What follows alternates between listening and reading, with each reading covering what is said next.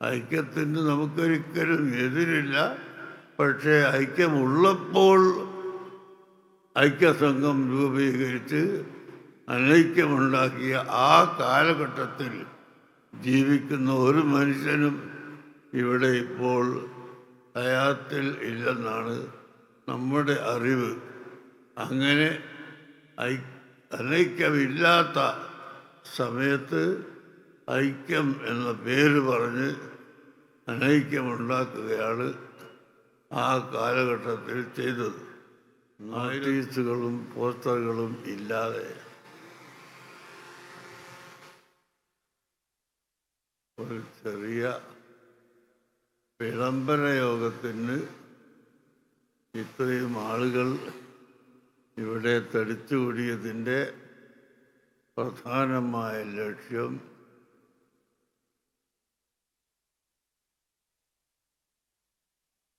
ഐക്യം എന്ന ഒരു വാക്കിന് മറുപടി എന്താണ് എന്ന് കേൾക്കാൻ വേണ്ടിയാണ്. ഇവിടെ അഹ്ലുസുന്നത്തി വൽ ജമാഅത്തിൻ്റെ ഇടയിൽ കക്ഷിത്വമുണ്ടാവുകയും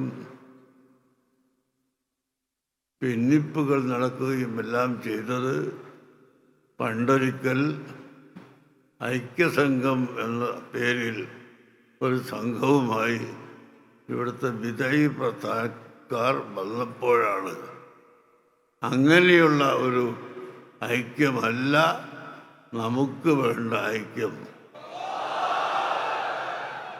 അത് ഇന്ന് രാവിലെ ഞങ്ങൾ മുശാവറ ചേർന്ന് ആ ഐക്യത്തിൻ്റെ രൂപവും ഭാവവും നിങ്ങളോട് പറയാൻ ഞങ്ങൾ ഒരു പ്രമേയം തന്നെ പാസ്സാക്കിയിട്ടുണ്ട്. ഇൻഷാ അല്ലാഹ് അത് നിങ്ങളെ വായിച്ച് കേൾപ്പിക്കും. ഐക്യത്തിന് നമുക്കൊരിക്കലും എതിരില്ല. പക്ഷേ ഐക്യമുള്ളപ്പോൾ ഐക്യസംഘം രൂപീകരിച്ച് അനൈക്യമുണ്ടാക്കിയ ആ കാലഘട്ടത്തിൽ ജീവിക്കുന്ന ഒരു മനുഷ്യനും ഇവിടെ ഇപ്പോൾ ഹയാത്തിൽ ഇല്ലെന്നാണ് നമ്മുടെ അറിവ്. അങ്ങനെ അനൈക്യമില്ലാത്ത സമയത്ത് ഐക്യം എന്ന പേര് പറഞ്ഞ് അനൈക്യമുണ്ടാക്കുകയാണ് ആ കാലഘട്ടത്തിൽ ചെയ്തത്.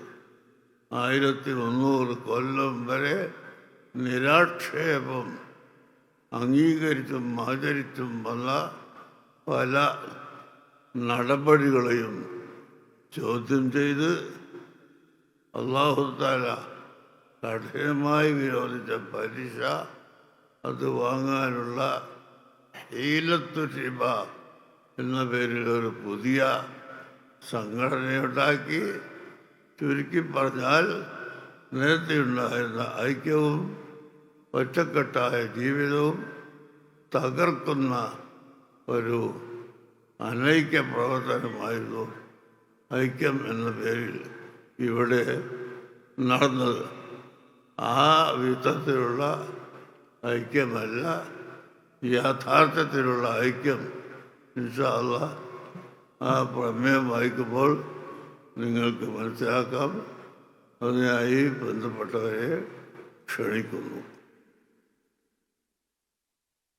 ഹക്കിനെ ഹക്കായി മനസ്സിലാക്കി പ്രവർത്തിക്കാനും പിന്തുടരാനും അള്ളാഹു നമുക്ക് തൗഫീഖ് നൽകുമാറാകട്ടെ. ബാത്തലിനെ ബാത്തലായി മനസ്സിലാക്കി അതിനെ വർദ്ധിക്കാനും അതിനെ തൊട്ട് തടയാനും അള്ളാഹു നമുക്കും നമ്മുടെ ശിഷ്യന്മാർക്കും നമ്മുടെ പ്രിയപ്പെട്ട എല്ലാ മോമിനികൾക്കും തൗഫീഖ് നൽകുമാറാകട്ടെ.